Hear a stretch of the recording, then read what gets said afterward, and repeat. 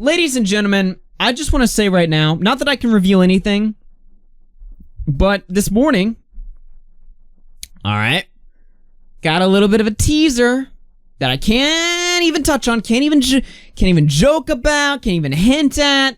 All I'm saying is, watch this guy. Because there's about to be something that comes out that's just going to just be very interesting to talk about. That being said, on this guy's Twitter account, he starts tweeting yesterday. He says, if you're wondering how certain YouTubers and their Twitter accounts are growing so quickly, engaging in targeted harassment. Remember what I said earlier in the stream about how you gotta be sketchy, these boomers who go, all toxic, negative, targeted harassment, on you. Yeah, engaging in targeted harassment and using platform manipulation to promote false narratives. Read this. Promoting a New York Times article, Russians again targeting Americans with disinformation, Facebook and Twitter says. So that's right. YouTube and Twitter drama, it's gotta be the Russians. Gotta be the Russians. And if you're thinking, Augie, you're fucking retarded, he's not talking about you guys. Who else? When he's talking about people promoting false narratives, and he's been doing all these cancel culture shows specifically talking about the drama channels, ooh, scary term, obviously he's talking about us. And like a lot of these people on YouTube, he's too much of a bitch to just say it directly. So he'll throw out these little subtweets. He'll be like, platform manipulation, these people, those guys. Who are you talking about? Who's those guys? It's us. And he's been talking about how we've been botting our channels, and how he's been botting our Twitter followers, how anything bad that happens to this guy, it has to be a bot. It must be some sort of this manipulation behind the scenes, this magic, this movie magic in the background that must be controlling the narrative. There's no possible way that a group of people could just agree on something. There has to be something sinister going on, some, behind the scenes, hacking, some sort of, boost to help us, spread our hateful and evil messages. It's like, no, you fucking idiot. We're just right. It's not that difficult. We're just fucking right. And people are smart enough to see it. There's no boost. There's no little, my dad who works for the FBI helped me. No, you fucking moron. We're right. We're correct. Yeah, and a lot of people see through his bullshit because look at the amount of interaction he gets on his tweets compared to his follower count, and knowing how big Chris Hansen of a name Chris Hansen is in general, no one is really giving a fuck about this shit. I mean, 29 likes in 22 hours. This guy used to get thousands of likes, thousands of viewers, hundreds of thousands of subscribers. Definitely, he used to get paid. Guarantee that guy's making $200 to $500 on his YouTube channel a month. There's no way. His support Probably is just less. gone. It's dry. Also, just to get this out of the way, I looked it up. The H3 still has his apology tweet up to me, I right. thought. Yeah. Okay. So it's dried. It's gone. There, yeah. It's just diminished. And it's not because we're hijacking your fans, your supporters. And that's the other thing, right? This guy's saying we're using bots to promote our message or something like that. You used to have those thousands of followers, thousands of viewers. You used to have all of that. Are you implying that our secret Twitter bots are sucking your viewers away? We're just taking them out one by one? Every person used to watch the Chris Hansen show and was like, yeah, Chris Hansen, go, take my money, beat the pedo. Do you think we're hacking into these people and just taking them out behind the scenes? No, you fucking moron. God, this is the same guy who said that we're all re-victimizers. Knowing full well what he meant. This guy will slander us as anything. Hateful, negative, all the way from there to re-victimizers. Just trying to just paint the worst images. I mean, what do you think Chris Hansen's viewers think when they hear him go those drama channels re-victimized you? They think rape. Sexual assault, something sexual. You know what you're saying. You know what your words mean. We aren't directly named, so. Yeah, luckily you're a fucking moron. Luckily you're a moron, and nobody was buying your shit. Not because of some secret bots. Not because of some little ghost in the background that's just haunting you in your night. No, you're just wrong. You're wrong and you're desperate. You people it's so easy to push you into corners and just get you to do or say crazy shit. We don't even have to try. We don't even have to try. All you had to do was do like one Q&A with one of us. I remember back June or May, early June, I think. We were in talks with Angry Slug Productions. We were in talks with Angry Slug, and we were like, hey, or no, he approached us. He said, hey, I can get one of you guys to get an interview with Chris Hansen. All your questions you have can go right to Hansen. That's all you needed to do. What an easy way to just like diminish any little bit of hate that he could possibly get or whatever. Just have a conversation, open up, talk. We're not Tonkasaw. We'll speak to you. We'll actually have something to say. All right? We're not gonna join the call and go, hey, yeah, I actually don't have that much of an issue with you. Yeah. You did a really good job on the rough story. yeah, you did a really good job on the rough. No, we're not gonna do. We'll have shit to say, but we can have we can do it productively. We can have a conversation. It's like every YouTuber will start the video off, guys, we need to have a talk. Chris Hansen, you need to have a talk. You need to have a talk with one of us. Well, you should probably quit, actually. I think we're past that point. But it would have benefited you before. I don't know, man. There's just like... The thing about the internet and all these drama stories is that I look at all these situations and I think, okay, well, if this person had just done X, Y, or Z, they wouldn't be in half the amount of shit that they're in right now. If they had just said this, or if they had just done this, or if they had just ignored this, or if they had just talked about this, all of these other things wouldn't be there. They would disappear. Poof. Gone. But he couldn't. These people, it's like they're addicted to just digging themselves in deeper. They just have to go in more. They're like, fuck, dude. My career's already gone to shit. Let me just bury myself in even more. Let me just fuck myself even harder. Why? Why do you do this to yourself? Why do you do this to yourself, Hansen?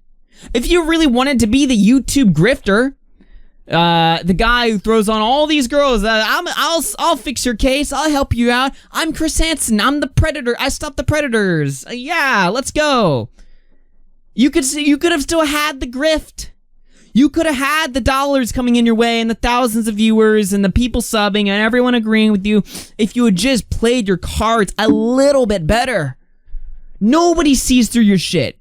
Nobody except for the desperate who cling on to you, hoping that you will deliver them everything that you had promised. The thing is that one day by day, one by one, they wake up and they realize, fuck, dude, this guy is not what he promised us at all, and they leave. I mean, you've got like 20 people hitting like on your... you've still got a few thousand viewers on the VODs on your shows or whatever, and I'm sure, you know, your shows get like a few hundred likes or whatever. That's like a few hundred people who still are like, please, give us something. This guy, he's our last hope. And it's sad if you really think about it. It's pretty tragic that you have just like supplied them with that last little bit of hope that they just cling on to, hoping like, oh, I'm just gonna ignore all the drama. I'm gonna ignore everyone. It's gotta be Chris. He's gotta be the man. And the sad part about it is day by day, they wake up, they realize it's not the case. It's not like that. You fill everyone with these false promises. You tell everybody you're going to be the one to stop, you know, the predator, and then nothing happens. And then people get doxxed and kicked off Twitter. And instead of doing your show, collaborating with the FBI and police and talking about the police investigations, the 19 police investigations, you talk about cancel culture on, wow, Chris Hansen, give us your hot take on cancel culture, please. I have to hear. No, I don't care. Who cares? Who gives a shit? Who gives a fuck about cancel culture after 2019? No one cares. No one gives a shit. And they're smart enough to see through the facade. They know. No, you're not talking about cancel culture. You're talking about your feelings that got hurt. You're talking about the wound in your wallet. So yeah, fuck you, Hansen. Fuck you for trying to insinuate that we're all re-victimizers and using Russian bots to promote our fucking Twitters and how we're all botting our subs and there's no possible way we could just be right. There has to be some ulterior thing going on. Fuck you. Eat shit. What's up, Edwin? Good rant. that was a pretty long one. Yeah, came here a few minutes ago, but I didn't want to interrupt that. Yeah. Welcome. Going. What I'll say about Chris Hansen, I want to bring up a scenario. So, like, devil's advocate for Chris Hansen's goal. Chris Hansen's goal from the beginning was always to just use these tragic situations to turn into entertainment, prioritizing money and entertainment before the victims, which is horrible in its own right? But I don't even think he does that right. His shows are boring. Like, who gives a fuck? Like, he's just boring. Wait, I like how Chris Hansen. I like how devil's advocate still makes him look bad. Yeah. By the way, everyone's telling me he's live right now. Yeah, he's talking to a victim of Davi Vanity, I believe. So she's an ex-girlfriend. Ex-girlfriend. Okay. So I'm not gonna raid. Does anyone else see like an entertainment value in Chris Hansen though? Okay. Like, all this horrible shit aside, like I just don't think like Keemstar came in here like a couple weeks ago and said Chris is a great entertainer. I don't think so. I just think Chris Hansen's boring. But I don't know. He's good at provoking, so if he can bring something out of the guest, he can be good, sure. But like, it's different. There's a difference between interacting with victims of sexual assault and literal pedophiles, right? Obviously, one's gonna get more awkward, entertaining. You know what the problem with Chris Hansen is? The problem with Chris Hansen is that he became a meme. He was a meme for so long, and the meme was used so long and so often by internet people that it quickly became like, Chris Hansen, the guy who stops pedophiles. It quickly became something that we all just like accepted. We're like, oh yeah, Chris Hansen, the guy who stops pedophiles. And then when he came onto YouTube, it's like, oh boy, the Predator Hunter, Lord knows we got a Predator whatever issue on YouTube. I'm sure this guy is going to have a gold mine of shit to go through. You know, I mean, how many stories we read? Austin Jones, I mean, of course, Onision. Lionmaker. There's a lot of topics. You just have to do Davi and Onision. How about Kiwis? The guy who admitted, the guy who has a perfect career on YouTube right now, who admitted that he sent a dick pic to a 14-year-old. How about take a look at that guy that nobody talks about anymore? What happened to Blade? I guess they resolved that story somewhat, even though I'm still mad suspicious of Blade, but whatever. Whatever. The problem with Chris Hansen is he became a meme. And because he was a meme for so long, everybody just kind of assumed that the meme was true, you know? That he was that guy who just, you know, single-handedly, he was just this mastermind of investigators, this mastermind of a detective. When he was literally, he's like Bill Nye the Science Guy, you know, like he's like an icon. He's like a mascot, not a. Yeah, exactly. But to your point, Bulbox, about him being entertaining, I'd just like to point out on his channel, the last show he did that got a considerable amount of views was recently, was his show with in the Insane Clown Posse, which that was entertaining. That should tell you something, right? Why was that entertaining? Exactly. Because you have this boomer who's sitting there completely just lost in the sauce, and you also have on the other line Insane Clown Posse. Yeah, that's what was entertaining. And it's like this, it's the combination that makes it interesting. Yep. It's not like Chris Hansen's this master comedian who's just, you know, putting on crazy shows. You know, he's like, you know, running all these programs that are just, you know, these like hilarious comedy sketches. Or he's not doing that. It's just funny because he's there random. It's random humor, if anything. You know, it's that element of just randomness. Like, who would ever foresee a show that's Chris Hansen, the Insane Clown Posse? That's why it's funny. It could literally be any like older person. It could be Susan, you know, from YouTube and ICP, and it'd still be entertaining. Yeah, yeah. That'd be more entertaining, probably. Yeah, hell yeah. And the other shows that the greatest show he ever did was the Corinne Forever show, where he's sitting there, and I think it was funny because I knew who Corinne was like 2 years before he did that show. So he's going on with Corinne Forever, and she is batshit insane. And he's trying to conduct a serious interview about rape, and she is just babbling on and on about, you know, the kill stream and all these people, Ice Poseidon, who were just out to get her, and how IRL streaming is going to be the future, how we're going to use IRL streaming to change the political landscape, and meanwhile you have Chris Hansen sitting there like, what the fuck am I listening? What is this? He was like, we're going to do a 2-hour show with Corinne. 1 hour in, he's like, no, fuck this, we're out of here. That was funny! But it wasn't funny because Chris Hansen, you know, like, extracted this, you know, insane humor from Corinne or whatever. It was funny because she's batshit, and Chris Hansen went in there thinking he was going to get one thing, but got completely the other. That's why it was funny. But even still, like, even if this, like, we're talking about whether this guy's entertaining or not, that's not why he came here. He didn't come here to run a clown show. He didn't come here to run a YouTube, a comedy show. Yeah. Maybe that would have been a better choice, to be honest. I don't know. He's got connections. He knows people.